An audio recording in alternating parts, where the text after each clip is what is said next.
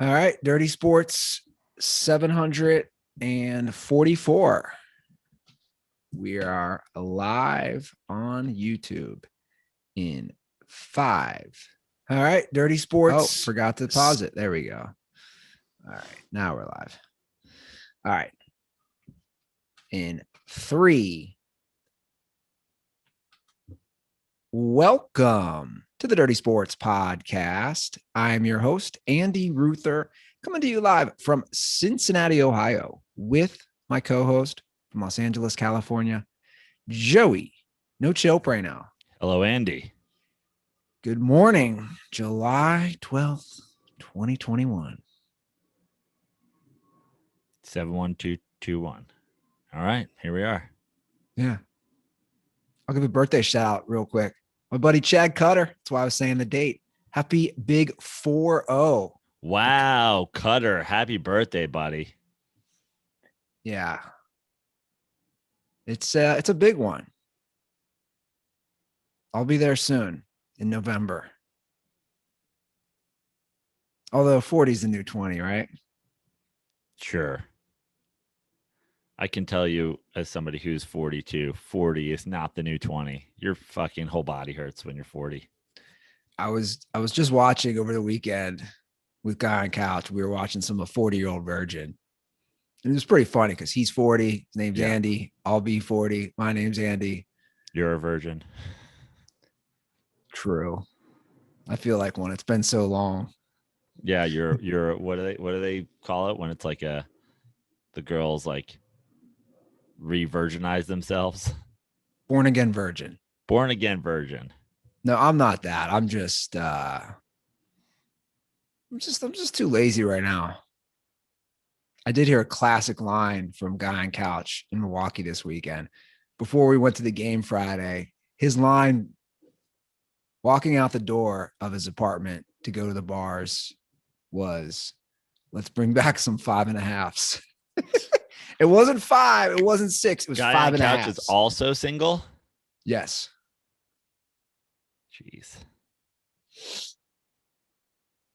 And no one came back. It was just 2 stoner dudes coming back to eat pizza every night. But I have to say, Milwaukee is a lovely city. Yeah? Yeah, it is. I've never been. I've been to the airport. I've technically been in the city, but I've spent no time there whatsoever. Well, having the lake right there, and the lake looked really pretty this weekend. He said it's unusually blue, and he lives not even a half mile. He's on the east side from a giant trail that runs along the water and the beach, like their beach. And yeah, I think it's a beautiful city. It's a small city, but it's a beautiful city. And obviously very bar heavy. I had a great experience I'm just going to keep calling it Miller Park. Apparently everybody does out there too. I think that's appropriate. Yeah. You'd like the stadium, I think, Praino. I really want to go. I've been trying to get there for years. I think the Mets are there this year in August or September. Been trying to make a trip. There's a couple of there's a new comedy club in Milwaukee called Laughing Tap. We were in negotiations for a while, but they fell off. If you're in Milwaukee and you're listening to this, you should definitely go on Laughing Tap's Instagram and tell them that you want Joe Praino to come. But I really want to go to that ballpark. I mean, obviously, forget that it's one to check off my list, but also, I mean, there's the Miller vibes. So it's the only dome stadium that has like a fan shape in the world. That has a fan shape? That's what I was told. Okay. I don't even know what that means, but. Well, you know how it closes, it looks different than most of the domes. Okay. And just how it opens and closes. Now, it was beautiful weather. It was like low 70s. So the dome was open on Friday night, but it's a pretty stadium. And it has some unique features. In right field is a section where you can get food right behind the wall, food and drinks, which is crazy. Like you could be eating, you're watching the game, and we were watching batting practice. We got there early, Guys are jacking ball. Like we saw a ball land right in a guy's plate of food. It was hilarious. That's awesome. You guys got there real early for batting practice. Yeah, we got there about 50 minutes early. They were still taking batting practice 50 minutes before the game? Yeah. Wow. Maybe it was an hour before the game. He wanted to give, and I wanted to see the park. He's like, I want to give you a full tour. I honestly, I don't do it enough anymore. And Dodger Stadium's always been weird about it here. But I almost, like, if I can get there to watch the entirety of batting practice, I almost enjoy that more than I enjoy watching the game. Yeah. I love to watch professional hitters take batting practice. And batting practice was my favorite thing about playing baseball. Not even just hitting, shagging, taking ground balls, like just a day, a day of batting practice is so much fun. It's like that to me is almost more baseball than baseball because you do it so much more. Obviously, major league ball players play a lot more games than they take batting practice. But as a high schooler, you take batting practice pretty much every day. You play 2 games a week. Yeah. Yeah. And I agree. It was nice. I couldn't tell you last time I was there for batting practice. It was towards the tail end, but it was nice to see. And it was nice to walk all the way around the park. I think it's a beautiful park. It's big. It doesn't seat that many, but like their highest seats are going to be way higher than the seats in Cincinnati at Great American Ballpark. But it's a pretty park. It's a little ways out. It's not in the city. I guess that's where the old park was as well. So it's on the western side. So that's kind of the only bummer is it's just surrounded by parking lots. Right. So you're not going anywhere. But what's cool about Milwaukee, you'd love this. All these bars have shuttles for free if you're at the bar.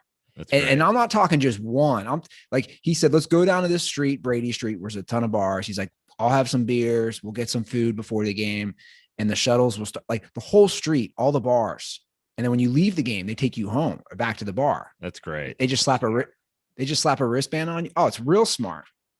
So, you're driving to and from the game in a drunk party bus, basically. Yeah, that's fun.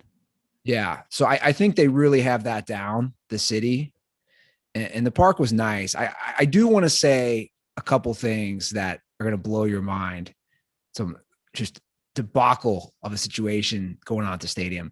So the people selling the beer now, and this is new, and I'm assuming it's a COVID thing, and it's a disaster. The guy walking up and down the aisles, selling the Miller Lite, you can't pay with cash anymore. And you also can't pay with card yet. He's got the barcode on the side of the thing carrying the beer. You have to download the app. Oh, it was cringeworthy watching. Yes. I felt I felt legitimately bad for the beer vendors. The one guy at one point just sat down. He goes, this is a mess. Because, somebody will be like 2 Miller Lights and he'll have to yell across the aisle. You got to download the app and then walk across and scan your phone on my barcode. That's so fucking stupid. And like, I get the cash thing that we became kind of cashless during COVID, and that's fine. Obviously, it should come back. Cash should be, you should be able to spend American cash in America. But at least I understand that. But at this point, either have the square so I can swipe my fucking card on your thing, or if you want to have a barcode, have your fucking Venmo. Just give me, at Brewers and let me Venmo you. Dude, it was, that's what the guy said. He goes, I think we're getting the card to swipe the cards, but he said, well, how do you not have that? They should have had that for 5 years. I know. He said, I'm not making any money. The amount of people we saw who raised their hand for beer and the guy says, oh, you got to download the app. You got to scan. No, I'm cool. Like they're just, the Brewers are losing money. The vendors are losing tips. It was cringeworthy to and watch. Also, like at this point, just bring cash back to just have we can safely spend cash. We're like so far beyond the idea that anything is spreading on fucking paper cash. It's so stupid. Yeah, I know. And then another thing that I thought was kind of wild, and it's cool at first, then as the game goes on, you go, what are they doing? It was 90s weekend all weekend for the series. So like that night, the t-shirt giveaway was the 90s Brewers design, which I forgot, which was so atrocious. Do you remember when they had the green and yellow? I don't even remember this, mid 90s. Green and yellow? Yeah. And it was like the M and the B going over the M. Oh, it was such a bad logo. I don't remember that. How do I not remember? I mean, yeah, you might have to look it up. 90s Brewers jersey. It's like the green and yellow and the. Oh, I actually don't remember. Like what? I didn't remember it either. How long did they have that for? I don't think long. I mean, it kind of rings a bell, but like not really. 94 to 99? Yeah. If you say so. So they were giving away t-shirts that night of those. And of course, I gave mine to guy on couch. But to keep the 90s theme, the scoreboard the entire weekend was in the yellow 90s font. Whatever. Do you remember when the stadiums used to have that? Yeah. So they kept like it was lights. Yes. Like right. When we went to the Notre Dame yeah. Navy game down in San Diego, they kept that to keep 90s theme. And you're like, okay, dude, like all game, you're going to do this. That's fun. I don't know. I felt a certain point. I want to see legit pictures. I want to see replay. I want to see the whole scoreboard. The whole scoreboard. I mean, they had jumbotrons in the 90s. Well, they would still cut to the fans and do that yeah. But the whole scoreboard, and they just have one giant one in center field, was how it would be at a stadium in 1992. Okay. And they kept that all weekend because it was 90s weekend. Then who won the games? How did your teams do? Reds took 3 of 4, baby. There you go. Huge for us. We've won 9 of 11. We've cut that lead down to 4 games. And are you saying that Ruther did their winning streak? I'm just saying they won that night when I was there 2-0. Ruther did 9 of 11. I did. And shout out to the old man in front of me who literally turned around every half inning to talk to me, if not more. Was he a Reds fan? Oh my God, this guy. He'd literally stand up, he'd go, "Hi, how about that play?" Or he'd say, "How about that pitch?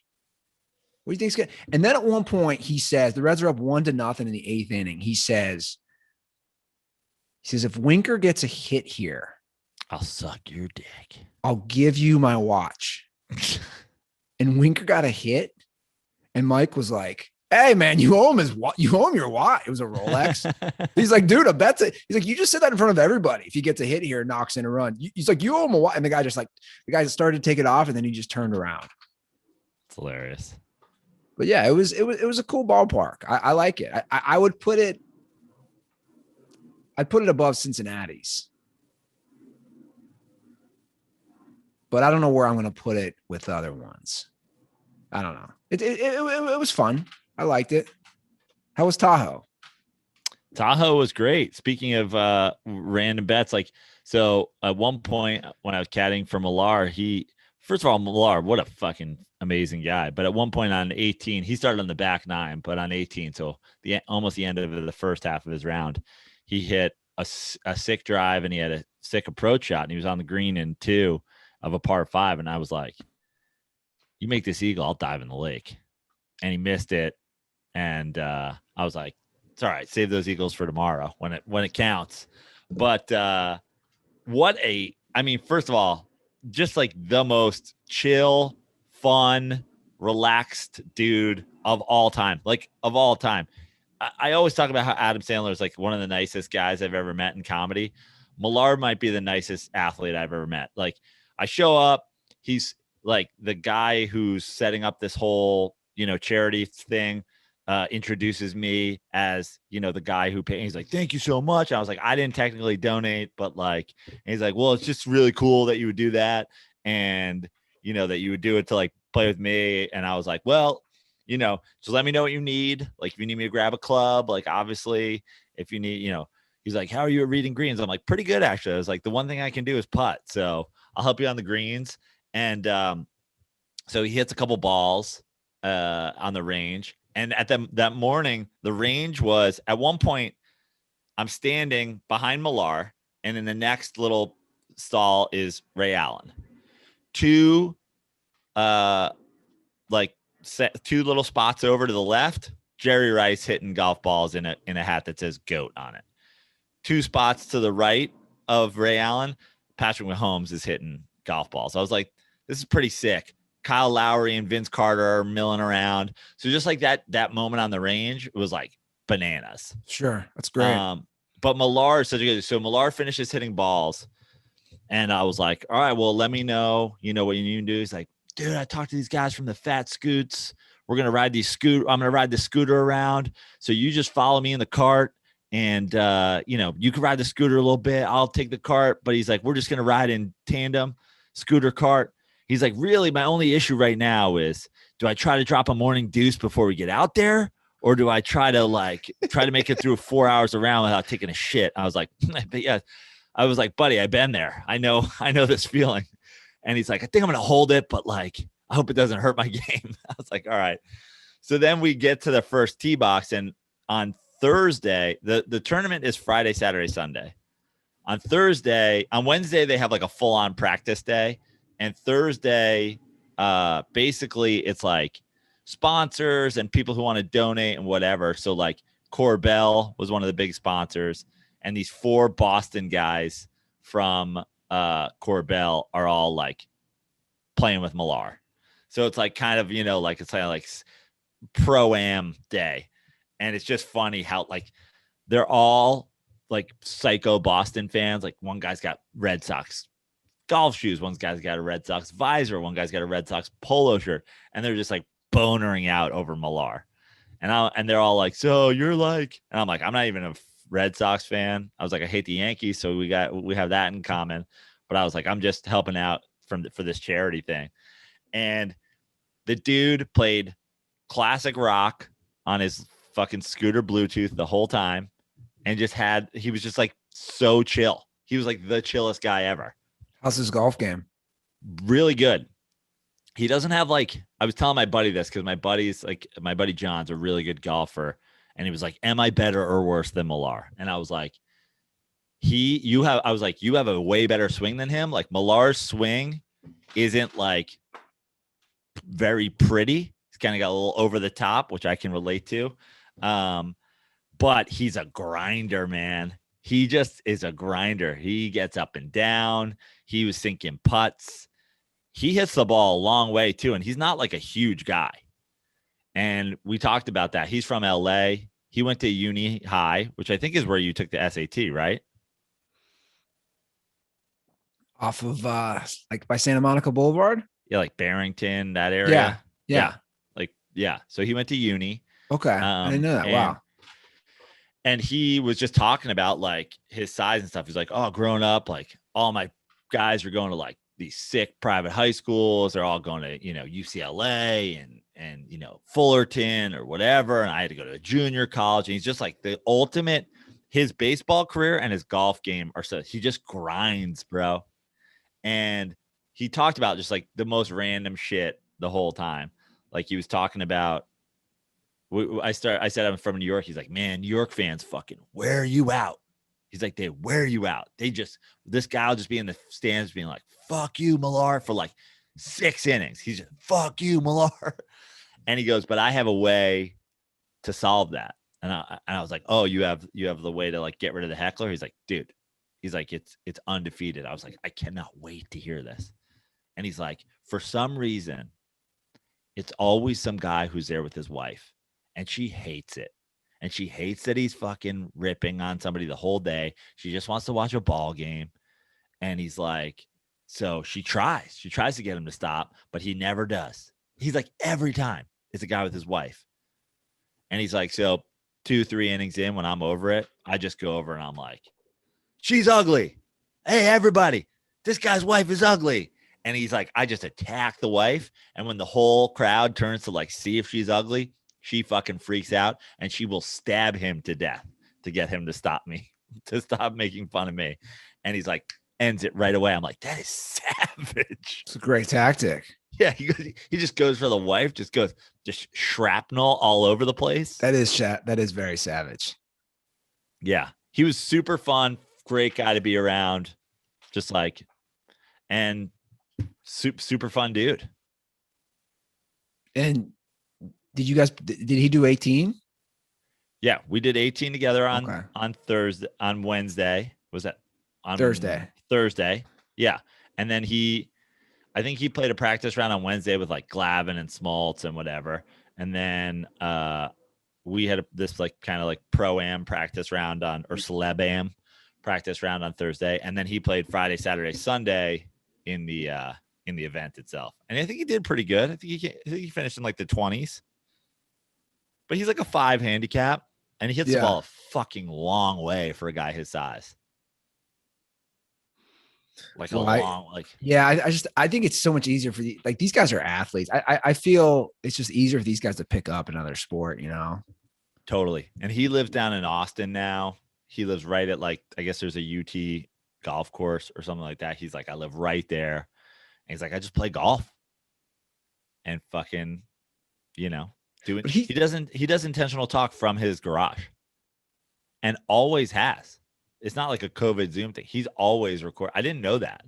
I didn't know that either. I knew they were side by side and they have their backgrounds, but I didn't realize. I don't watch it like consistently.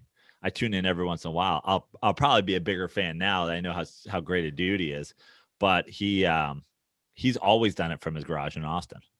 Interesting. Yeah. Talk about someone ahead of their time. Yeah. And that's just an awesome dude. And then I hung around. And then I went to the event on Friday and watched a bunch of the guys play. Saw Kyle Rudolph, newest Giant tight end. He was shotgunning beers with Golden Tate. I saw a lot of Giants, a lot of Giants and Giants adjacent. He was paired with Tate and Thielen. Thielen's pretty good. Thielen played really well. Strahan and Tuck played together. And Tuck had a pretty good swing, although he almost murdered somebody, I guess, on like the long drive hole. He hit he shanked one and almost killed somebody. But yeah, it was awesome. Saw Mahomes, saw Steph, saw A-Raj, Timberlake. Who won? Vinny Del Negro in a playoff hole after a Smoltz had a meltdown in his last couple holes. Smoltz was like running away with it and like full on choke job. And then on 18, he hit one in the water, I think, or it might have been in the playoff hole. He hit one in the water. So Vinny Del Negro wins. These guys take it fucking seriously, dude. Vinny Del Negro's dad died on Wednesday. Damn. And went to the fucking tournament in Tahoe. Smoltz has been talking about like wanting this as bad as he wanted a Cy Young. It's like crazy how serious these guys take it. It doesn't surprise. Again, that's why these guys are pros. You know, they're competitive as hell. It's why they got to where they're at. And Millar, somebody comes up to Millar. Derek Lowe obviously was a pitcher for the Sox as well. So one of the guys in the group is like, I bet on Lowe. He's 8-1. You think he's got a good shot to win? And Millar's like, Lowe could win this thing every year. He's like, problem is Saturday night, he's going to drink his body weight in vodka. Yeah. So Sunday he usually falls off. And I was like, that's hilarious. I can only imagine the partying that was going on in Tahoe that weekend. Yeah, it's fun. It's a fun weekend there. Like, it's honestly one of my favorite things to do. It's just so great. And obviously I got the boys at the pub, McDuff's Pub. I know I shout them out every time I'm there, but I'm gonna shout them out again. If you're ever in the Lake Tahoe area, if you're ever within, a couple hours of the Lake Tahoe area, go to McDuff's Pub. I always say it's the best pub in the world. They officially, a couple weeks ago, I showed up. They had the banner on the side of the restaurant. They were named best all-around restaurant in Tahoe. It's like, it's not, I don't say they're the best pub because they're my friends. It's just such a great place, such a great vibe, good people, good food, great beer selection, the best. And they set up the whole thing for me, obviously. So give McDuff's Pub Tahoe a follow on Instagram.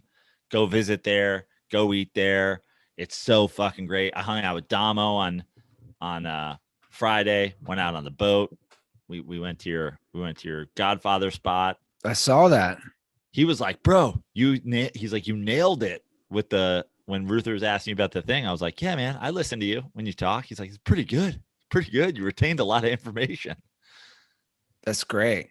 Yeah. So just so fun, really.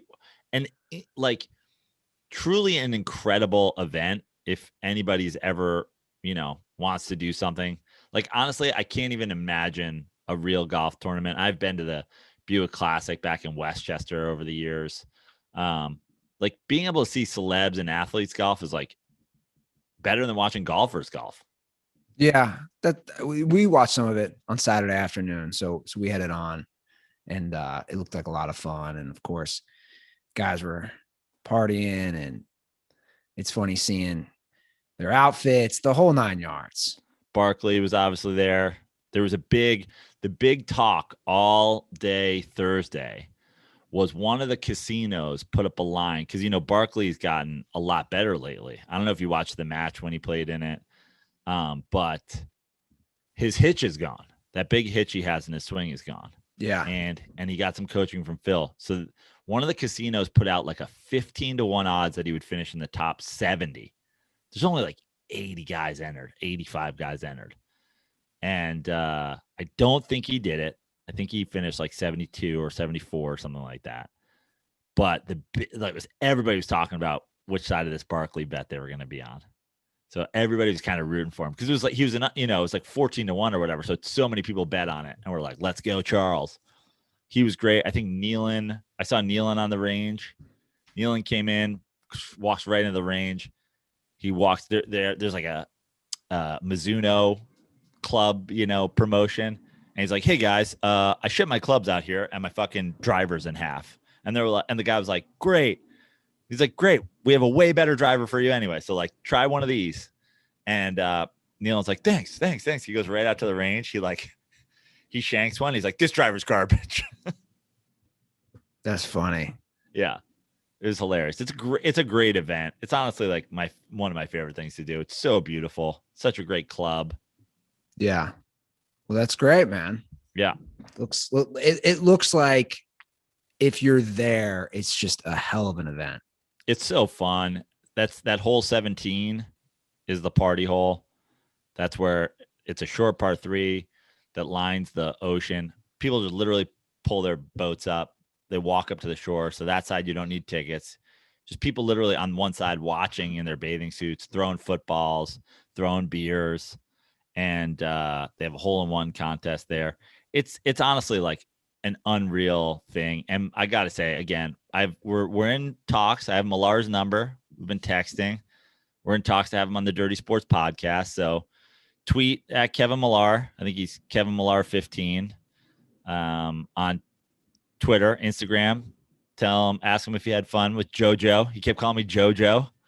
Ask him if he had fun having JoJo as a caddy, and tell him you want to see him on the Dirty Sports podcast. It's at KMillar15. KMillar15. MILLAR.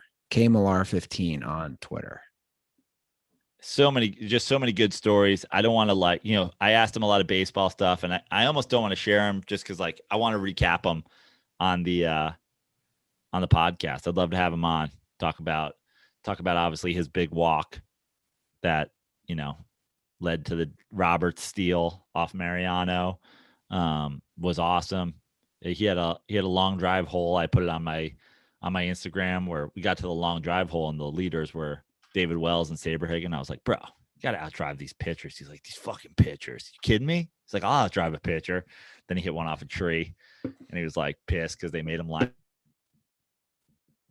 and up in a certain spot so they could monitor his swings. Like, this is bullshit.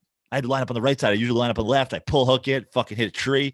He's like, now David Wells is still on top of the fucking long drive. He's like, it's bullshit. Well, if I ever make it out there and I'm on any of these courses with these guys, I will be sure to look fresh in my Everlane clothes, Joe. I absolutely love the new gear that I have from Everlane. And I know you got sent some gear. And I know we have both commented how it fits so nicely and they have a great variety. I agree. I got some great jeans. They're honestly some of the softer jeans I've ever owned. Very comfortable. Great stuff. Honestly, I like it. Yeah, guys, from workouts to takeout, swimwear to track wear, styles for lounging at home or hitting up your favorite late night spot. That's what's great.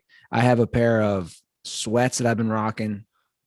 And then, like I said, I got a great pair of black denims that I've also been rocking. Everlane has all the everyday essentials you need, from damn good denim to super soft loungewear. And Everlane also partners with the best and most ethical factories in the world for a fit to feel good about. They accept returns within 30 days of the ship date. So that's great as well. And all uniform clothing comes with a 365-day guarantee.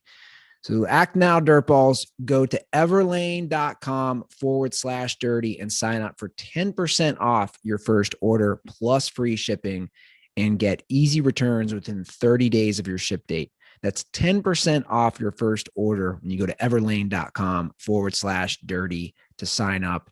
And that link will be in the description of the podcast wherever you listen to it. So go get yourself some Everlane clothes and look good, because we got summers here. We got the fall coming up, and stop dressing like a bunch of scrubs. Come on. I can't even imagine how comfortable their sweats are, because their jeans almost feel like sweats. Yeah, they're really comfy. I got a pair of charcoal sweats, and they fit great. So I was in Milwaukee. Sadly, I did not go to the game last night. Tickets were way too expensive. So I actually arrived home as the game was halfway through the first quarter. So the Bucks showed up, man. And Giannis now with back-to-back 40-point, 10-plus rebound games. I said, can they win with Giannis? Is he the man? I've called him out. And he's playing like it. He's playing incredible. And like it, I swear to God, somebody, where's our boy Charlie Ryan? Where's ESPN stats and info? I need an answer for this. What did I say, dude? We go 1-2 in Phoenix. They look like they're gonna dominate thing. And I'm like, I don't know, man. This playoffs, I feel like you could come back and have a 20-point Bucks win. It's just these teams trading home blowouts. I've never seen anything like it in the history. Like, I just feel like in the history of the NBA playoffs, I feel like you either have obviously a random here and there is one thing, but I usually feel like if you have a close series, most of the games are close games. Yeah. This whole playoffs, 6 and 7 game series where teams are trading blowouts. And I mean, I even said it like somebody, I met somebody while I was up in Tahoe who's like, oh, you got a sports podcast? Cool. Let me check it out. And he pulls it up on, the podcast app, and he's like, I guess we titled an episode Suns in 6. Yeah, the last one, because we were both saying that. Yeah. And he's like, Suns in 6, Suns in 4. And I was like, bro, I don't know, man. I was like, I would not be surprised if Giannis comes out, has a big game, and they blow out the fucking Suns. We've seen it the whole playoffs. Here we are. Giannis goes 40-40, goes, 40 and 10 rebounds. I guess it's him, LeBron, and Shaq are the only players to do it in back-to-back games. Although I think ESPN messed that up. Why? I don't think LeBron had 10. In 2016, okay. He didn't. Anyway, it's no big deal. I mean, monster games. Yeah. And then just, truly like a blowout. Like Wednesday is obviously like, I don't even know who's favorite right now. I'd imagine the Bucks are, but like, this is precisely what I'm talking about. I mean, usually if a team stealing one of those first home games is what leads to like a 6 and 7 game series. But you get 2 at home, Bucks get 1 at home. Everybody's doing what they're supposed to. It's as close as it can be. Can't be closer than 2-1. And the Bucks got to feel mighty good right now. And Booker's sitting out in the second half in the fourth quarter. I know we're sort of in a blowout. He's been, his usage is through the roof. He's had a couple poor shooting games, get him the rest while you can. But if you're the Bucks, you got to feel it can't be any closer than this. Yeah. And if Giannis keeps having 40-point games, you're going to be right there in the game. And especially when he gets help, and he did last night. when the Suns cut it to 4, I thought, oh boy.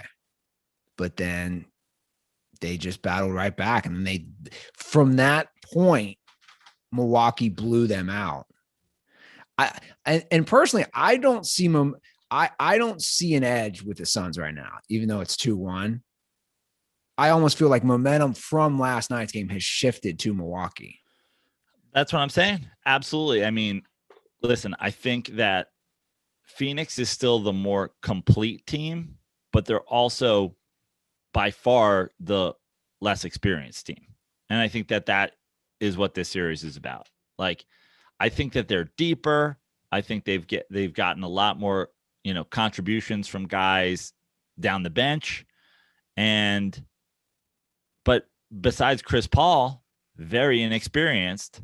And yeah, like if you're Milwaukee, you just go, hey, we've just got to, hold home court, hold serve, and it's like a tennis match. It's just like win the ones you're supposed to, and who breaks first, who gets one on the road. Yeah. And, and we go back to it, like, go back to what I said about this series early on. Let's say everybody holds serve through 6 games. Anything is possible. Like game 7,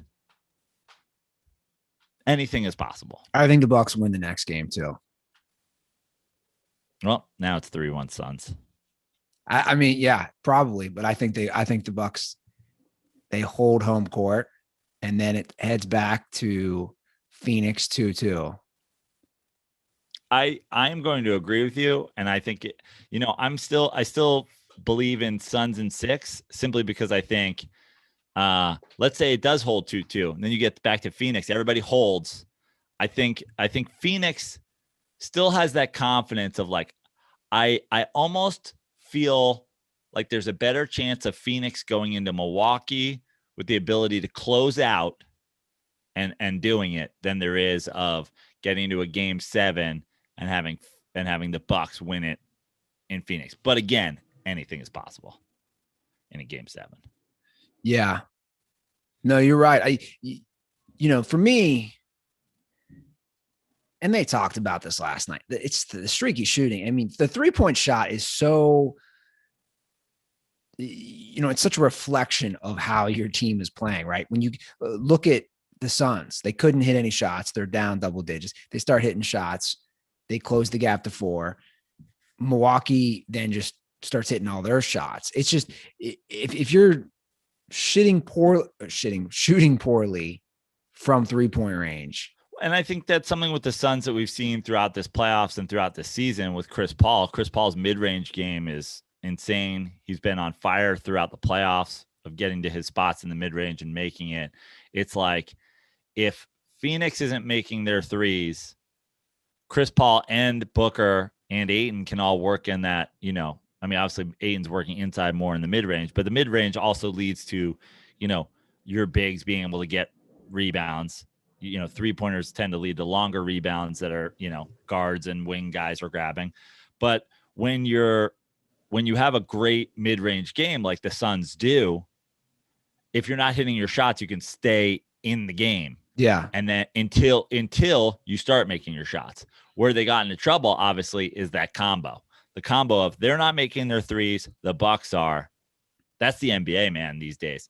If one team's not making their threes and the other is, until somebody, until the switch gets flipped, you have no shot. That city is turned just from being there this weekend. That city is it's Bucks everywhere. Doesn't matter where you go, all walks of life, rocking Bucks gear. That Deer District, and they said this last night, has more people. It's right outside the stadium. Has more people in it than actual at the stadium. Has more people in like that area. Like, so people are just going there to hang out is what you're saying. Yeah, that's what they said last night during the broadcast. There's whatever the capacity is of Fiserv Forum has less people than right outside the Deer District, which is right outside the stadium. And I mean, people are just everywhere you go in that city. It doesn't matter. Everybody's. Well, I mean, you've got, the Brewers are in first place, but 3 of 4 to the Reds. You guys are closing the gap a little bit. What are you in within 3.5, 4 games now? 4 games. I think, yeah. And I think Milwaukee's like, they were still playing well up until this series with you guys. Like they're still in first and they're still playing well.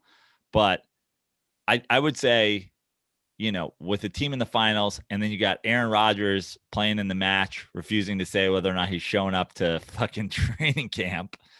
You got to go all in on this Bucs team while you got them in the finals. Yeah, no, I totally feel you. That's added to my list, by the way. What's that? Going to a Packer game at Lambeau. Yeah, I'd be so into that. Oh my God, I didn't realize it's longer to go from Milwaukee to Green Bay than Milwaukee to Chicago. So it's a few hours up there. Yeah. And I'll tell you the one other thing that we're talking Packers, the one other thing in Tahoe, especially on that Thursday when I had a golf cart, the only people who are obviously golf carting around are people in the tournament. I must have heard whispers when I would drive by people. I must have heard 60 people go, I think that was Aaron Rodgers. I'm like, fucking got my glasses on and the mustache. I mean, the amount of people I thought it was Aaron Rodgers. I'm like, guys, think Aaron Rodgers has a dad bod? Like, what are we talking about here? And his hair's long now. And his hair's long, and he's not rocking the mustache. Yeah. I mean, I heard a kid in an Aaron Rodgers jersey say, "Is that Aaron Rodgers?" You should have said, yeah. Yeah. You should have played it up. I should have been like, yeah, kid, and I'm going to the Niners. He'd have been like, what the fuck is happening?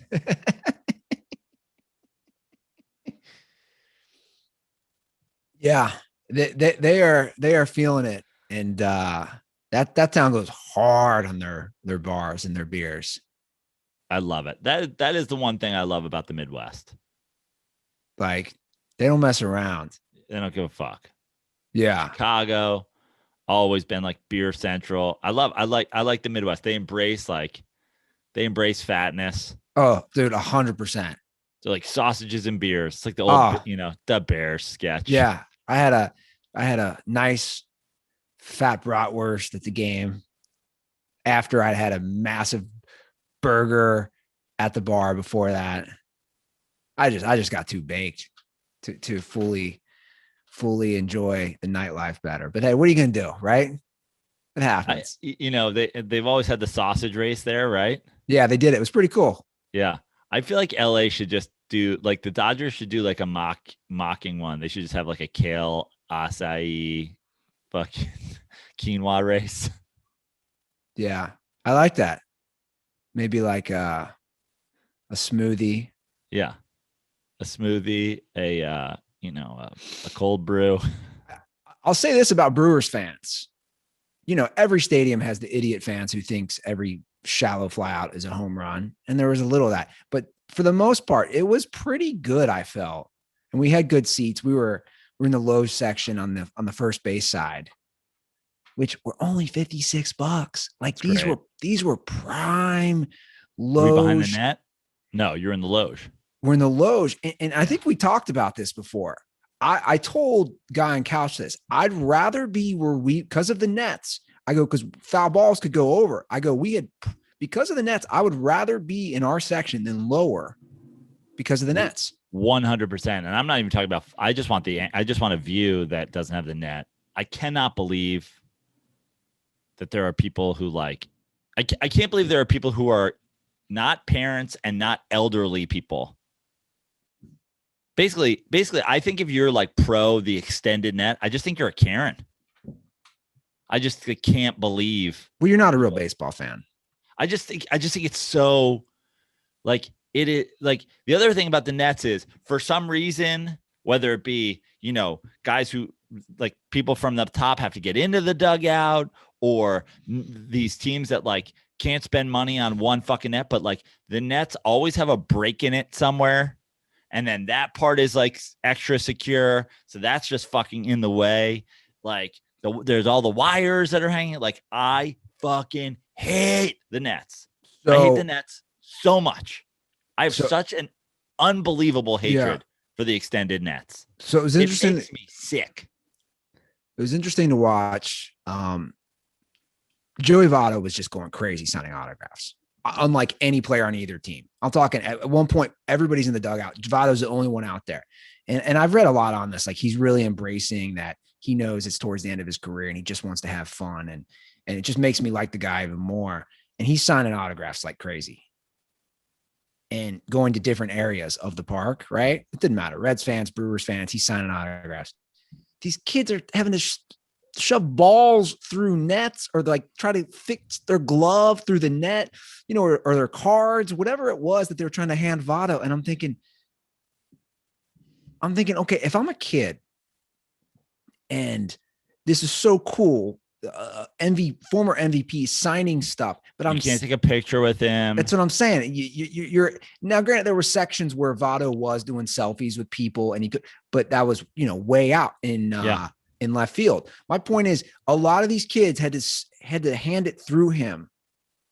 I'm sorry, hand it to him. And by the way, that is one of the arguments for the Nets that people make is like, shouldn't a kid be able to sit in the third row? And this is my response. First of all, not unless one of his parents can protect him. No. And also, instead of having the net there full time and having these kids be sitting in the third row behind nets, why don't we take those fucking nets down? By the way, I don't know why we're even talking about this because they're never going to do it. The nets are there forever. Sure. But if those nets were down and then just say literally the front row of the stands on the first and third base sides are open to children during batting practice, like priority goes to kids. So if during batting practice, when obviously balls don't get hit foul, Joey Votto can walk up and kiss a kid on the mouth if he wants. Yeah. And just let kids. That was the way it was when we were kids. Yep. You had access to all of these players during batting practice. It was so cool. Now you're going to visit them in jail. You got to pick up a phone, and Joey Votto's got to pick up a phone. Yeah, it was really great to meet you, kids. I'll spring you one of these days. I'm gonna bake a baseball with a autograph on it into a cake. Send it in for your birthday. That is truly the worst part about it is the experience that these kids can't just hand. No, the worst part about it is I got to fucking look through a net. These kids don't know any better. The worst part is us fucking adults who can protect themselves have to fucking sit behind nets my whole life, going to baseball games, sitting in the same sections down one of the baselines. Now I don't mind the loge, but fuck. Now I have to sit in the loge because I know of a time when I didn't have a completely blocked view, some shitty net in the way. I can protect myself. I'm not fucking TikToking the whole time. I know. Exactly. Just get off your phones. I wasn't even on my phone like the whole game. I'm just watching the game. Just enjoying it. I go to my phone between innings. I go to my phone to take a picture between innings. I go whatever, yeah, but like that's watch different. The fucking game. Sure. No, I agree. But we're like not that far from, you know, somebody at the ballpark, some Brewers or Mets or Yankees employee pre-chewing your hot dog for you so you don't choke. I'm going to chew it into small pieces and then spit it in your mouth because some people choke on hot dogs. And we can't have that. Just one person choking. We had to change all the rules. One person's incapable of doing the simplest task. So now we're going to spit pre-chewed hot dog in your mouth like a baby bird. Well, that's the not to get too preachy, but I would argue this catering to a very small percentage or one person. That's the problem of where we are at as a society in general. And it all started with the lawsuits, right? The first person who decided to sue McDonald's because they spilled their coffee all over them. Every single time this is mentioned on any podcast, I get a tweet like, that girl actually suffered fucking third-degree burns. Fucking whatever. Oh, really? Yeah. The case is actually more. There's more to it than you know. I mean, the barcode thing. Okay, so think of the barcode thing. If it's a COVID thing, I couldn't stop laughing because we had the first two seats in the aisleway. Yeah. So people had to walk past us. So there's a guy leaning over. Think about this for COVID. He's leaning over me and guy on couch with his phone to scan that. And I literally said, wait a second. This is way more unsafe for spreading anything, whether it's COVID or the flu. You're leaning over all of us to scan the side of the container holding the beer so that then you can buy the Miller Lite and then have him send it down. Like, none of this makes any sense. It's like the Nets. We're just trying to make things better, but you're actually making it worse. I don't know. Maybe here's a solution. Take those nacho helmets, which by the way are everywhere. Like I've not been at they're sound in Milwaukee as well. The nacho helmets are apparently the thing now in Major League Baseball. And maybe you just dump out the nachos and put the helmet on and you protect your head. Yeah. There's the solution right there. The nacho helmet game is strong. It's nacho helmet. Where are we at here? We're mowing through. Okay. Here's something I just added before we started. They're not going to be named the Warriors, the Washington football team. That's out. That's officially out. It's too bad because, I grew up playing for the Midwestchester Warriors. The exact uniforms. Literally the exact uniforms. Maroon, yellow, a W on the side. It would have been my Pop Warner uniform. But I like it. Like, we already have a Warriors. I have said it before, and I will say it again. Just Leave keep them it. The Washington football team. Yeah, I agree. Just some people hate that, and I'm like, I like it. I think you just keep it. It's unique. And I think it's actually kind of funny. No one's going to have Washington. Like, no one's going to have just football team. Yeah. Keep it. Yeah. Keep Washington football team. I like it. Don't go to something like, I don't know. They're going to go to something stupid. They're going to pick some random animal. Yeah. Like when they went to the New Orleans Pelicans, I was like, Pelicans? Come on. I like Pelicans. You like it? I like Pelicans. Well, there was a New Orleans Pelicans back in the day. There was a minor league baseball team. Also, Pelicans is a pretty cool, animal. Do you know what a clumsy pelican is? No. Is it a sex move? You know what it is? No. It's when a girl is supposedly, again, clumsy pelican. She's going down on one dude, standing up while she's jerking off two dudes, like a clumsy pelican.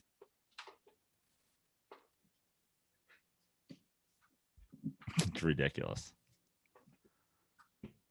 You think like where's that happened?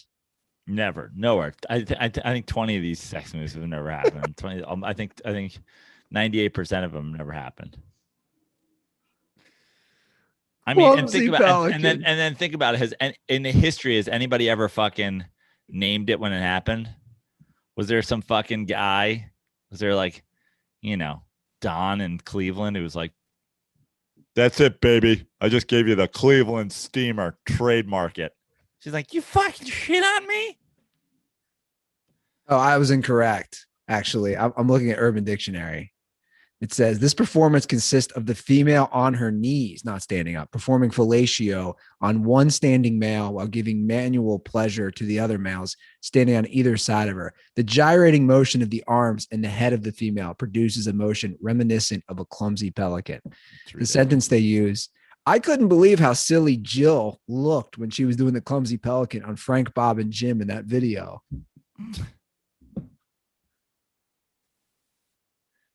Dude, you know what? That'd be a fun thing to run, Urban Dictionary. It'd be a fun thing to do. Like we talked about how you should have a sex tape for years. What I think you should do, I think you should have a whole channel. And it's just you uploading the hub, you doing all the fucking weird sex terms. So when people go to search for it, they're like, "Yep, there he is doing the clumsy pelican to a couple girls." There's no, I'd have to do that. I have to do that to three dudes. Well, I think Guy and Couch and Cutter would be down. Okay. Well, we'd have to call it like what it would be like Urban Dictionary Live. Yeah. It's almost like when a movie goes to like the play form live action or something. Mm-hmm. It's like Urban Dictionary Live. This is what it is. Talk about, I got a whole house to film that. Oh, I know. That's why I brought it up. The Ruther legacy. My parents would come back from the dead to end that real quickly. That would end. Then, they'd come back from that. Then you could do the old sex move, the weekend at Bernie's. That's where you use a dead body and put their hand on strings and they jerk somebody off. They jerk off two people at once. Is that one? That should be one if it's not. That should be one. It's where you take a dead body and put sunglasses on it and make it jerk off Jonathan Silverman and Andrew McCarthy simultaneously. Dude, I bet you could add that to Urban Dictionary. I bet the Olympics there'll be some clumsy pelicans going on. Olympics are starting a week from Friday. I'm excited. I do love the Olympics. Dude. I mean, you talk about a buzzkill though. The news last week. No fans. Yeah, it sucks. No fans. That's a major buzzkill. For sure. I mean, obviously, the Olympics as a fan event, so great. People plan their lives around it. You know, people have probably been planning on going to Tokyo for years. So that sucks. Obviously, there's some sports, track, basketball, whatever, where the fans, factor in. And then, it definitely sucks for a lot of the athletes, even in those sports where, they're not a factor, but like not being able to have your parents there. Oh, it sucks, man. Watch you get it. But still the Olympics. I know, Won't but be the same. Once every 4 years, you can't have fans there. And that also means Yoshi can't go. Oh, remember, he was all about the Tokyo Olympics. And actually, what's funny is like they're still doing. It's still the 2020 Olympics. I know. And do you see the soccer tournament, the Euro that was going 2020? On? Yeah, 2020 Euro Championships. Congrats, by the way. Thank you. I don't care for soccer very much at all. The only thing I do get into on behalf of my dad is the Italian national team, and I watched a bunch of their games during this tournament. Watched a Spain game while I was in Tahoe, and then watched yesterday for it to end on penalty kicks. So fun. I was in Rome when the 94, is that when the World Cup was in the U.S.? I think it was, right? Yes. 94. I was in Rome watching the Italy-Brazil final of the 94 World Cup, which was in the U.S., when Roberto Baggio, skied one over the crossbar to lose on penalty kicks. So us, there's literally millions, if not billions, of people who care more about Italian soccer than I do. But for us Italian soccer rooters, we do have some nightmarish penalty kick history that haunts us. So it was nice to win one on penalty kicks, and it was exciting. I had my Azzurri jersey on yesterday. I pointed up after we were done, said that was for La Squeegee, and it's just good. It's a nice one. I don't care much for soccer, but every once in a while we've got games like that. I get into it. I really enjoyed the game yesterday. Really enjoyed the tournament, and I look forward to this new young Italian team. Very different from, they like to be old defensive-minded fogies. This young team, maybe getting a little World Cup run in a couple of years. Next year, I guess it would be. It's already next year. That's right. Yeah. Where's the World Cup? Is that the one in Qatar? It is. Where literally people were dying building stadiums, doing slave labor. Yeah. Dude, you know what we need? We need an NCAA tournament of corrupt sports organizations. It'd be like NCAA, FIFA, IOC, the NFL, Major League Baseball, all the sports leagues. That'd be a fun one. Yeah. I think it'd be tough to beat FIFA. I don't know too much, but from what I've read, they're pretty bad. Yes, they're very bad. Although the IOC is also very bad. I feel like NCAA Has Yeah. some child labor issues for sure. Yeah, this would be a good one. But I am bummed that there's no spectators at the Olympics. And I did talk to Yoshi today. He's very bummed. Actually, I talked to him on the phone, and this is the most Yoshi-esque conversation ever. Yoshi's going to be in Cincinnati at the Liberty Township Funny Bone next month, just for a night. He's working with Russell Peters, as he does a lot.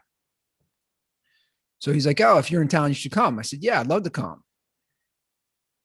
And then I was talking to him because he had texted me, "This is a weird question. Can you give me a ride to the airport after the show?" It's unbelievable. It's the most Yoshi thing ever. He never pays rent anywhere. He makes thousands of dollars in these fucking experiments. He opens for Russell Peters. He can't spend $25 on an Uber to get him to the airport. I don't know, man. I'd rather spend $25 on an Uber than ask somebody that question. I know. But I said to you before, I said, mention it on the show. There's probably a dirtball in the Ohio area who loves Yoshi. Yoshi's a fan favorite. That would gladly pick up Yoshi and take him to the airport. So if you want to pick up Yoshi at the Liberty Township Funny Bone on what day? I think it's August 13th. And then take him to the airport. I'm sure he'll get you into the show. Yeah, I'm sure it'll be a great comedy show. He'll probably split some mozzarella sticks with you. Dude, there's no one like him. There's no one like him. So I asked Yoshi, I said, have you been, like, is LA still your home base? And he said, technically, but he said he's only spent 40 days in Los Angeles since March of 2020. He said he's been to 43 states. 43 states. He's so crazy. So I told him I was in Milwaukee this weekend, and it's the most Yoshi thing ever. Actually, let's see. I'm gonna ask you, and let's see if you can guess it. What do you think Yoshi asked me if I visited when I said I was in Milwaukee? Some sort of murder site. You're hot. You're very hot. Some sort of brothel. A brothel where somebody was murdered. Go back to the murder. Okay. Who's one of the biggest serial killers ever? John Wayne Gacy. I don't know. Who's from Milwaukee? Jeffrey Dahmer was. Dahmer. And he committed, I think, almost all the murders there. So Yoshi's like, "Oh, you're in Milwaukee." He's like, "Last time I was there, I was trying to visit the house where he killed all those people.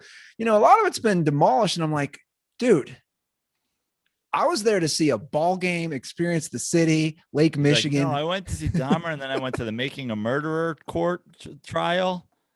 Oh, he's like, you were in Wisconsin and you didn't go visit Brendan Dassey in jail? Me and Brendan, I brought Brendan a WrestleMania t-shirt. I literally went to WrestleMania just to get a WrestleMania t-shirt to bring to Brendan Dassey. There's no one like him, man. There's literally no one like him. So yeah, actually, I think that'd be a fun night out if I'm in town. Yeah, I'm looking. So Russell Peters has 2 shows on Friday, August 13th, 7 and 9:15. And if I'm in town, I'll be going to him. And yeah, if any dirtball wants to give Yoshi a ride after the show to the Greater Cincinnati Northern Kentucky Airport, CVG. What an odd cat, man. The oddest. I wonder if there's still a warrant for his arrest for the homeless dude he ran over. I thought you meant for trying to murder his stepmom. Oh yeah, that's why he can't go back to Japan, right? Yeah, that's why he was going to Tokyo under a fake name. Not Yoshi. Yeah, that was gonna be his name. So we got some good calls today. Great. I'm excited to get to these calls. Hotline I saw one of them I really liked, and I jotted down my answers. Okay. The hotline is 310-359-8365. We will start with a paid call. Paid call. Read the number 1 paid call dirtball. Love it. Love it. Shout out to all the people who pay us for anything. I want to shout out one guy in particular before we do this, because I just realized it's an ongoing what's this guy's name? Ah, damn it. Well, we can play Reed's call while I look it up. Okay, so let's get to Reed's call. He's adding a twist and some ideas to the NFL bet. Ooh. Hey, Dirty Sports. It's your number one YOLO County and number one paid call DirtBall Reed checking in. I just wanted to give my idea on a NFL bet for you guys. I think you guys have pretty much gotten Andy figured out. He'll be at the draft party for the Bengals or something like that. So I think keeping with that spirit, spending a long time at a place you don't want to be, I think for Joe, he should have to spend the day open to close at an IKEA or a Costco or a Super Walmart or Super Target or any of those really big stores that he says he gets claustrophobic in. And to knock off some of the time, because I know those stores can be open for like 12 hours or whatever, he could maybe, you know, if he's at an IKEA, get a plate of meatballs, that's an hour off. Or if he's at like a Target, he could interview somebody with some sports questions. I don't know. You guys can figure it out. But that's my proposition. Joe has to spend the day open to close at a giant store. That's basically it. Keep up the great work, guys. Stay safe out there. And condoms are for the IOC for not letting Shikari run. Stay dirty, boys. I like that. I like honestly, it, but here's my one caveat. Yeah. I like where Reed's head's at. I really do.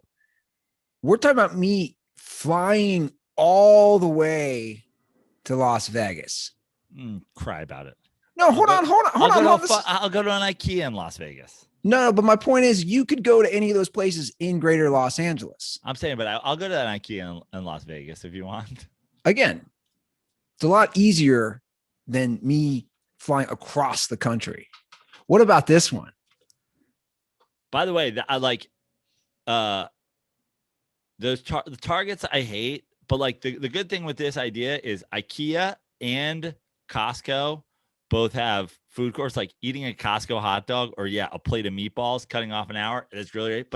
But truly, IKEA, like the thought of being in IKEA for right now for 12 hours made me like get tense in the shoulders. Like I would sit down and eat 6 plates of meatballs just to start the day. What if you had to fly to Cincinnati and be stuck in a Skyline? Jesus. Well, Skyline, for 12 hours. That sucks for sure. And every cheese coney knocks off an hour. That's a good one. But to be totally honest with you, like I feel like I could sit in a Skyline. It would suck. But like they got TVs, you could watch sports. Being around the kind of people that go to fucking IKEA and just like the way it moves. My problem is the way all those stores move. It really feels like fucking idiocracy. The carts moving around and fucking people fucking angling for samples. I like the Costco idea or IKEA. Mostly Costco because you can at least have a little variety of the food. I like the idea of you having to be on a couch. Although I do like the variety of the food. Like what I liked about the Waffle House was like he had to eat waffles. It's like it's tough to eat the same thing over and over. You know what I mean? Eating IKEA meatballs repeatedly. Yeah, like you couldn't do the Costco hot dog, then the pizza, then the turkey club sandwich. Like you're saying like it's worse if you got to eat the same shit over and over. Yeah. I just imagine my panic attack combined with like a high sodium pump from IKEA meatballs. Where are you sitting at IKEA? Are you just sitting in the... Honestly, if I was at IKEA, if I had to spend a day in IKEA, I would probably try to find like the most out of the way, like the least, like I would try to notice very quickly, like some piece of furniture that everybody just thought was disgusting and no one wants to go near. And I would just or like get in a bathtub or something like that. Like I would freak the fuck out. I'm stressed out thinking about it right now. I also saw somebody put that I should go to a Yankee game in Yankee Stadium in a Jeter jersey and a respect hat. And I was like, I was like, I'd have a hard time sleeping after that. I'd have a hard time. I think that's easier though, because that's a 3.5 hour game. But it would but that would be more like of a soul crushing thing. Like that would be hard for me to like recover from long term, but it would be easier for me to do in the moment.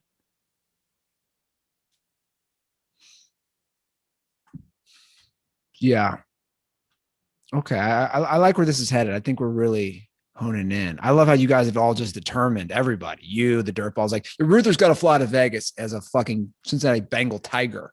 You go to Vegas. You love Vegas. I do love Vegas. By the way, but shout out to my boy Jacob Hansen, who, sent me some Miller Lite Venmo this weekend and was like, some more Miller Lite money. And then I realized he's the same guy who sends this to me all the time. I'm like, man, Jacob Hansen's got like a quarterly Miller Lite dump. I love it. Well, this is a good segue then to our next call because it's about Costco. Yo, boys, Captain Kook, a.k.a. Kookmeyer, just calling in to ask, what the fuck is so special about Costco gas that people would wait in line for like 20 minutes for gas? Like, how much are you saving? Do you get a blowjob at the end of your tank? Like, seriously, though, if it's 50 cents off and you're driving a fucking Honda that gets 10 gallons, are you going to wait 30 minutes to save $5? I don't know. It doesn't make sense. Maybe it's just the Costco by me, but I thought Andy Ruther, the Costco specialist, the Midwest man himself, would have an answer. Anyway, stay dirty, boys. Condoms are for never getting to hear Alan Sarlo on Acoustic Comedy. Oh, yeah, that was disappointing.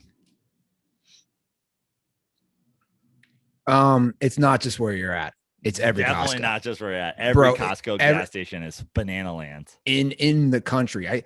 I was looking at one driving on the freeway just in Milwaukee. And I couldn't agree more. I totally agree with Captain Kook. I'm just I agree too. My girlfriend's one of those ways. She's like, you want to take my Costco card and go? I'd I don't get it. I'd rather just go get gas. I don't get it either. I couldn't agree more as well. I'll third that.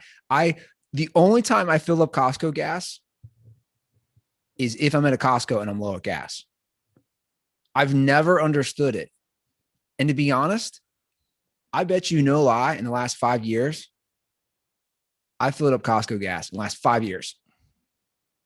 Maybe 5 times total. And again, you're Captain Costco. Because it's pointless. And again, son. Yeah. You it's only if you need gas and you're there. Like, I don't go out of my way. He's exactly right. It's probably like 30 cents you save. It's around there. Unless you have a fucking 20-gallon tank that's on empty, it's not worth your time. And I have that car. I have the 11-gallon Toyota Corolla hatchback where 30 cents is saving me $3.30. It's not worth it. I don't get these people. They're nuts. They're probably, by the way, they're probably wasting half a tank of gas sitting there and idle. Yeah. Are you just idling in the Costco parking lot for a half hour and then saving yourself 50 cents total? It's lunacy. I'm great call. Solid call, Captain Kook. Because he's hitting on something that I think a ton of people do. Yes. That probably listen to this show. Yeah. And I can't wait for the response calls. I love it when we open up a Pandora's box like this. Like, yeah, no, it's just, I'm going to go and it's like some guys like, I save $6. I fill up my car 14, times a month because I'm a driver, and I've saved $3,500 this year. And I also got my membership rewards points, and I spent that on a television at Costco. Yeah. I will be curious. Like I said, if it's convenient, great. Like right now, take me. My gas, I got back from my trip last night. I have like 60 miles on my tank. I'm actually going to Costco tomorrow. It makes sense. By the time I get to Costco, I'll be at like 40 miles on that left. It makes sense. But if I don't go to Costco tomorrow for some reason, I'm just going to fill up locally. Yeah.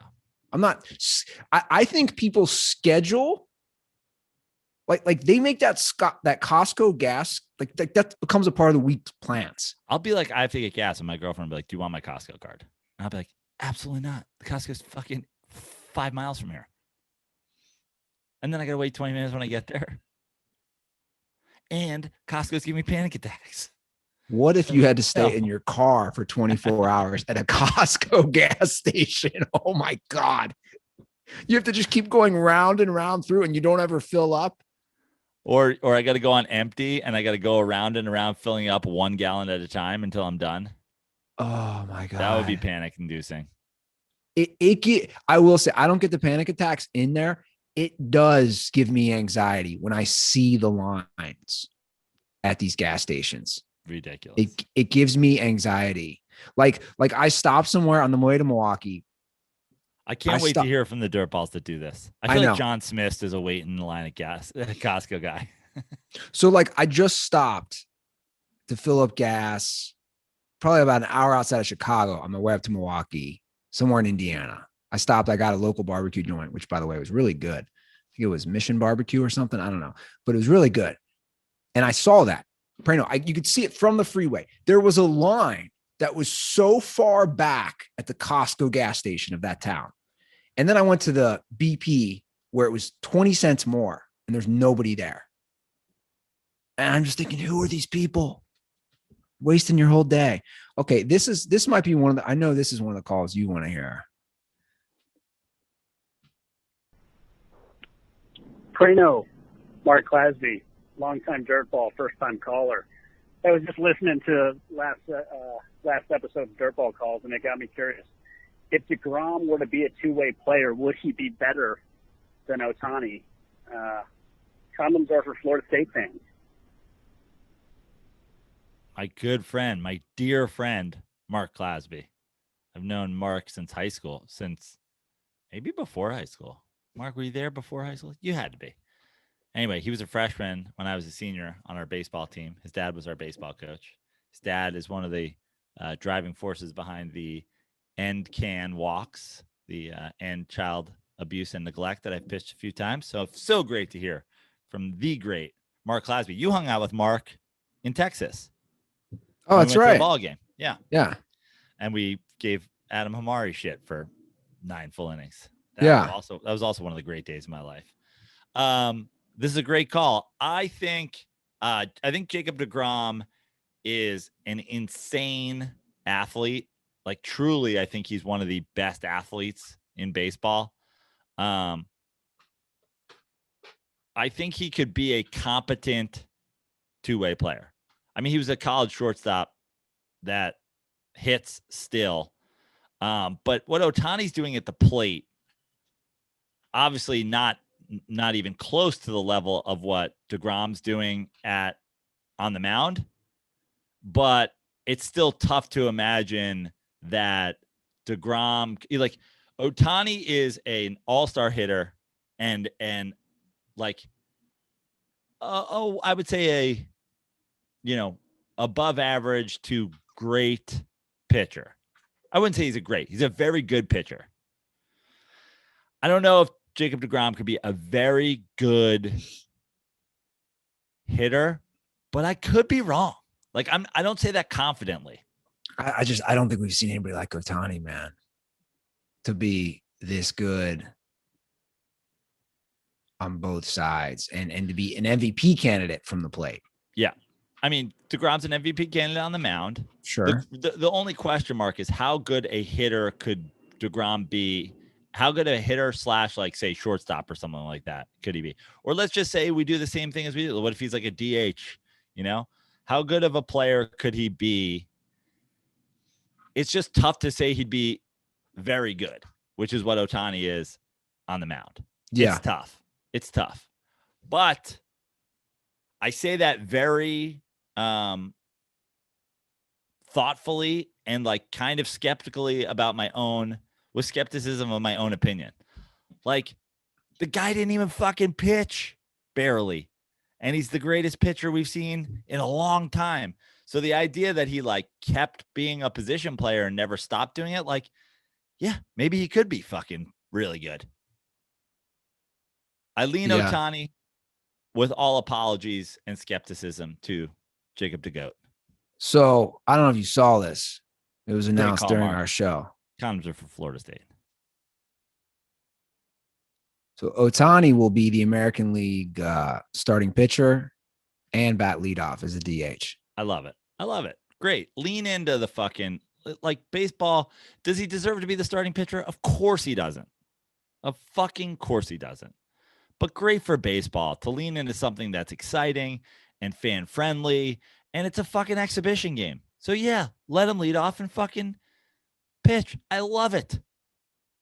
Also, let Jacob deGrom lead off and fucking pitch. Yeah. Well, we've had some good calls today. This By is the way, another. before we move on from Mark, I want to repeat something. I don't even remember if Mark told me, but I've used it when breaking ties. He told me one thing a long time ago. He's a Miami fan, which hence the condoms are for Florida State. The U. He's a fan of the U. He told me years ago, when he doesn't know what to think about a game, he sees which team has more guys from the U, and he leans that way. And I've used that method in betting football games, like when I'm trying to round out a parlay, and I've got a game that I'm sort of on the fence about. I literally go the U tiebreaker, and it's worked more times than it hasn't. Interesting. I'd love to see Super Bowl records based on which team had more guys from the U. Yeah. God, they pumped out so many guys. Okay, this is another good question. This next call. Ruther, Praino, it's your boy, Double D, Dan Dole, calling from Salt Lake City. Hey, random question for you guys. Would you rather be able to speak another language or play an instrument? And you could do both fluently or really well. And which one do you think would get you laid more? That's the call. Stay dirty, boys. Thanks. Okay, so real quick, I don't know. He was a little lower in his voice. A little low. So I couldn't get it any higher. So would you rather speak another language fluently or be fluent-ish at an instrument? And which would get you laid more? Yeah. To me, this is a no-brainer. I'm going with an instrument. Well, the instrument you're going to use more, depending where you live. Right. But also, I think like the piano, for example. I wish I could play the piano. When I watch people play the piano well, I just think it's so fucking cool. So the late look, you know, you're going to go piano, guitar, saxophone. Like there's a lot of cool different instruments you could go. Drums. The thing about getting laid more, you would think it's instrument. But just before we go there, dude, you're on a first date and you tell a lady you fucking speak German or Cantonese or Spanish. Now, five languages or five instruments, that's a different story. It shows depth. I'm just saying, like, let's take LA because there's a lot of Spanish speaking people. If I'm in LA on a first date and I'm at a Mexican restaurant and I'm going through everything in fluent Spanish, that to me, that's a game changer. That girl's like, holy shit. First of all, that's such a very small, that's like such a microscopic view. Think about being able to go through Mexico and South America and Latin America, being able to speak Spanish, right? No, exactly. I was just using that as an example. Now, my point is, it's a little bit like, now take Cincinnati. I tell a girl, oh, I'm fluent in Spanish. I don't know. I would be curious. I would assume. Here's my argument. The instrument would get you laid more. Here's my argument. Being a great guitarist or being a great pianist or saxophonist, I feel like you speak the universal language of music. You now speak everybody's language. Let's say you speak fluent in Spanish. You're like, man, I kill it in South America, but I go to Europe and it's like, there's 2 countries where they give a fuck. And if I go to Asia, they don't care at all. You play the piano. You don't have to speak any fucking language. You're in Norway. You're awesome at the fucking piano.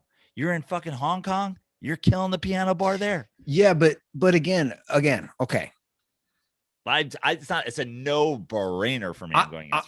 I'm using first date as an example. I think a girl would be very impressed. Like, wow. Just think of the scene in Anchorman. But hold on. Until she's back at your place, she can't see your piano skills. I disagree. I take her right to the fucking local piano bar. Okay. And I crush it. That's a move. Or go to a bar who has a piano or go to a fucking, yeah. Play the home court advantage. I get it. I'm going fucking music I'm going instrument 100 times out of 100. Personally, I would love to be fluent. And I know if you really want to, you can. I would love to be fluent in a different language. Fucking get Rosetta Stone. I know. And guess what? This is a fun question for me because I'm literally incompetent at both. I am musically incompetent. I can barely play the guitar. I am language incompetent. I took French for fucking 15 years and still almost failed it in like year 12. The two things I'm fully incompetent at. I'd kill a man in cold blood if no one knew about it, and it meant that I was a piano genius after. I just murder a stranger.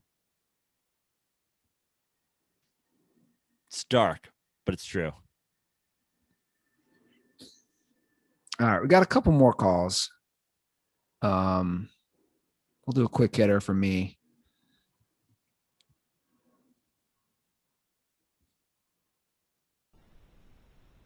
What's up, fellas? It's JT from Jersey here. Calling for a question to Andy.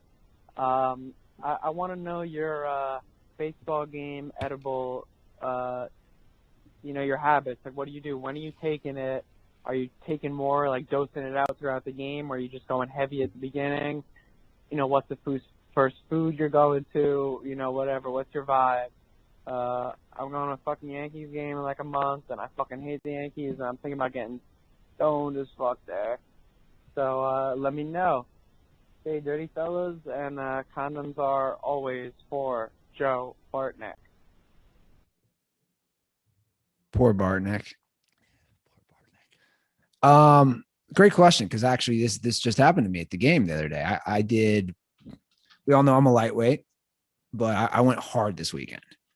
So I had 10 milligrams. So before the game Friday, we were smoking a lot too. And then I started off real light, a little 2.5, little what I call the orange cat. I call the little mint. But we were smoking a lot, so I call them the housewife edibles. That was before we left his place, my buddy's place. Then we went to the bar. Our housewives would be like 2.5, you fucking little bitch. then we went to the Holding bar. A kid, making dinner, fucking bitch ass 2.5. Yeah. Then we went to the bar, and my buddy had a few drinks. We both got some food. Then we popped a 5 milligram. And then I got anxious. I was going to have the second 5 milligram after the third inning, but we got there pretty early. So I had my second 5 milligram, I think like middle of the second or after the first. So not much. I did 12.5 milligrams, and I was really baked for the game, but I loved it. And I felt good all night. And then that would be my advice, is like, you want to get the hot, you figure it might take an hour to kick in. Yeah, for sure. Take it early. Take it on. If you're going to the Yankee game, take it on the subway. Yeah, take it early. And it also, before you leave, it'll kick in on the subway. Yeah, it affects you if you eat, if you exercise. Like I've been doing kind of experiments with myself, and I've been like Googling a lot of stuff. They say if you exercise, it should go through your metabolism quicker. So like that day I just run 5 miles, and I was like, it's going to go right through me, which is great. So I have a pretty high metabolism right now because I've been pretty active on my cardio. So it hits me within about an hour. And that 5 milligram will last for a few hours for me. So I'll just keep going. But I did do a 10 milligram on Saturday at once, and that was a mistake. I was too baked. I gotta dose it. I know it's so pathetic and it's so lightweight, 10 milligrams. But I will say this. I am so in tune with the games on edibles. Like that game, once that game started, I went to the bathroom maybe once or twice, got up for food once. Like I'm really in the game and all the sounds, and watched, like, to me, it's a way better experience. And my buddy was agreeing, because my buddy's like, oh, this is so much better than just being lit. Cause like I forget things, but when I'm like stoned, I'm honing in on the batter, the sounds of the crowd, whatever it is. I know this last call. Is this one you took notes on? I know it is. It's a good call. We'll get to the final call right now. Okay. Hey guys, Ryan Clack calling in from Saskatoon, Saskatchewan. A music question for you today. what are your favorite debut albums? I know Praino is a big fan of the Strokes, and is this it to really help the garage rock shift to the 2000s? I'm a big fan of the Arctic Monkeys, Whatever People Say I Am, That's What I'm Not.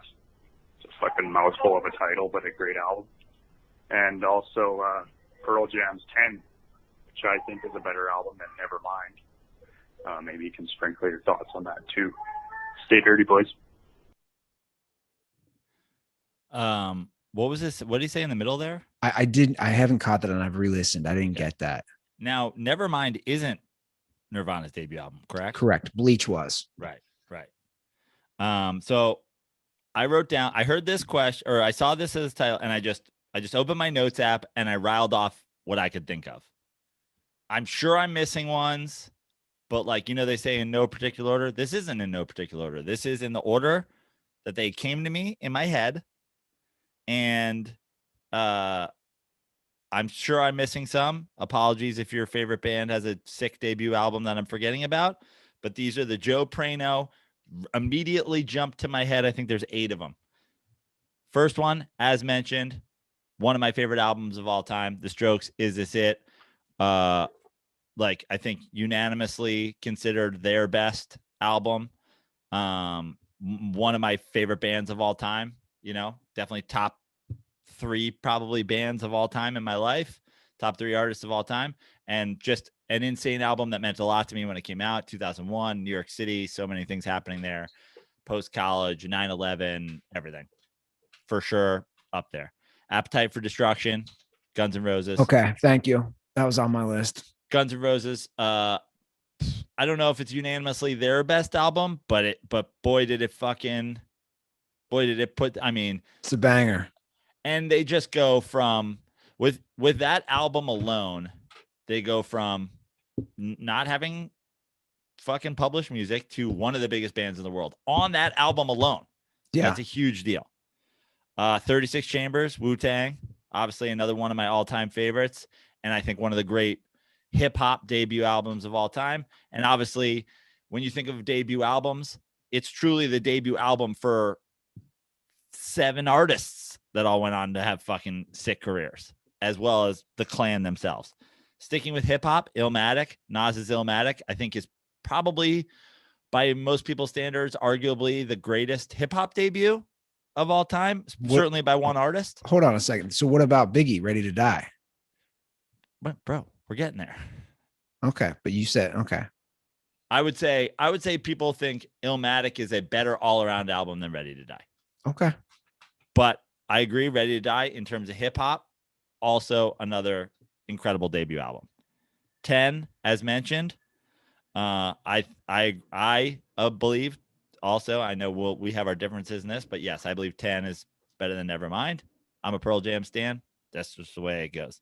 College Dropout, when we're sticking to hip-hop, I think not Kanye's best full album, but a very good, incredible. Another one goes from nobody to fucking huge in one album. The Band, another one of my fucking all-time favorite artists. Music for Big Pink. Insane debut album and insane. Like, the thing with the Band that's tough is that they were a known entity as Bob Dylan's band prior to being the band, but still, as far as the debut album goes, they do it in the Pink House in Woodstock. It's, in my opinion, one of the great debuts. Sticking, and the last 2 also hip hops. License to Ill. Oh yeah. Beastie Boys. Once again, not my particular favorite Beastie Boys album, but what's your favorite Beastie Boys album? I don't know. I go across a lot. Like, the thing with the Beastie Boys and it's what I love about them is a genre bending, group. Like, obviously it's all kind of hip hop, but like the style, obviously changed so much. But like the License to Ill, again, huge drop on the map, but also very like tongue in cheek. They're like, some of the songs are making fun of themselves, some of which they obviously do throughout their career, but like musically, not the best album they had, but fucking insane debut. And then another hip hop one, which probably this might be the only one that people will be like, suspect. But I actually think Get Rich or Die Trying is a sick debut album. And in my opinion, probably 50 Cent's greatest album. And I think incredible at the time. I think it's his best album too. Yeah. And I think when it came out, it was like, I feel like 50's career after, not necessarily like totally after that, but just like overall, maybe because of how great that album was as a debut, everything else has been a bit of a letdown by some people's standards. He took over when he dropped that. But that album was sick at the time. It was. With fucking Patiently Waiting with M and, like just the features on it and the bangers that came out of it. Yeah. Fucking, High All the Time. When I hear In the Club, it just takes me right back to junior year of college. That's when it dropped for me. And every bar, every nightclub. I mean, you're right. The whole album is great. Yeah. So those are the ones just randomly off the top of my head. I might say License to Ill is their best album for Beastie Boys. Really? Where else are you going? Ill Communication? Yeah, Ill Communication, Paul's Boutique. Like, I mean, I like a lot of the later. I just like a lot of the way they changed. I like their growth. Yeah, no, their growth is great. I don't listen like. I would say it's not even. Yeah, I wouldn't say it's top 3 in terms of like albums I listen to start to finish for them. Interesting. But insane fucking debut. And you have to kind of jump off from something like that if you're that band, if you're that artist, if you're that group. Like here's another big one. And I'm not saying it's in Me's wheelhouse, but it was another big one. At least I remember it because I was also living in the city where they're from. Killers, Hot Fuss. Like when that dropped, I was in the city about a year later. Like it was such a big deal. The Killers were everywhere. It's funny. I've never that was a time where you had to you're still buying music. I've never owned any Killers music. I don't have any Killers music downloaded on my phone. It's like all that stuff. It was huge. Yeah. You hear Mr. Brightside so much. You hear fucking the song so much that I was like, none of it fucking needs to. I don't need to dive into this. And maybe I'm wrong. I know there's fucking crazy Killer stands out there. Yeah, there are. I don't know. Interesting. And I'm sure I forgot somebody, but that's my list. And it's very, it's a good list. It's very indicative of my age, my music stylings, my whatever. Yeah, Rolling Stone has a list. If anybody's interested, I just Googled real quick. It came out in 2013, so it's a little dated. Of what? Best debut albums ever? Yeah. They have License to Ill as number 1. Really? Yeah. Wow. Do you have the list in front of you? I just closed it. Let me pull it up. Oh, I mean, let's give me the top 10. I'd love to know just the top 10. So this is from 2013. Let's see here. Sorry. License to Ill number 1? Yeah. Let's see who they got. Again, I mean, it's 8 years old. Let's see. Making me scroll. Sorry. Okay. They have License to Ill number 1. The Ramones number 2. Self-titled album. Jimi Hendrix, Are You Experienced? Number 3. Number 4, Appetite for Destruction. Okay. Number 5, Velvet Underground and Nico. From the Velvet Underground. That came out in 1967. Straight Outta Compton, number 6. A solid debut album. Nevermind the Bollocks, Sex Pistols. It's dropped in 77 at number 7. Number 8 is Your Strokes, This Is It.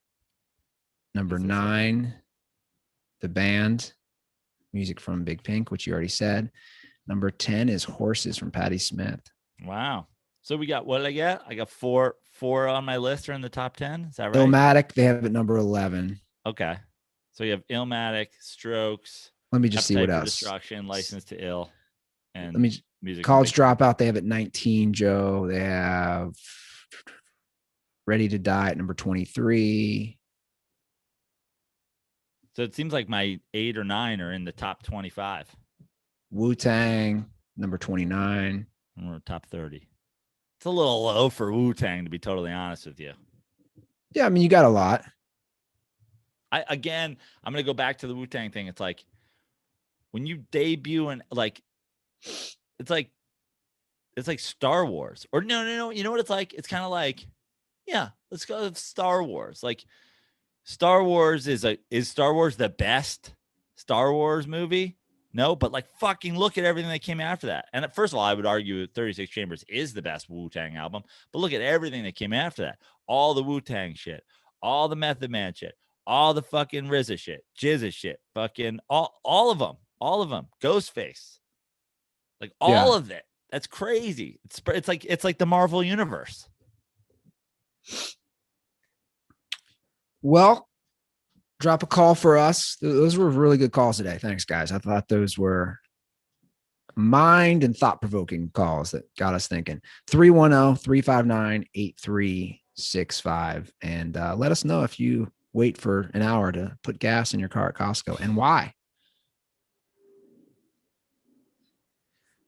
That's it for me. Follow us on Twitter and Instagram at The Dirty Sports. Drop a podcast review. Put your Twitter, Instagram handle, and I will reach out to you and get you some koozies.